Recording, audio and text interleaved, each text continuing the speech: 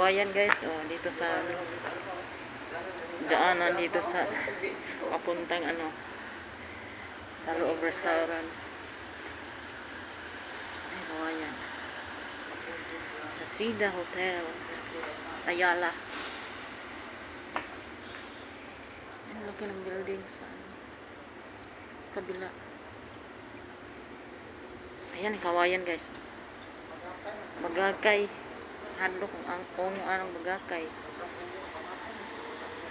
Ayan, pauwi na kami guys.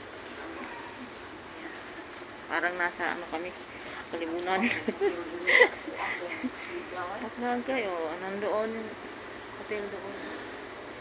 Restaurant, kinainan namin. Ayan.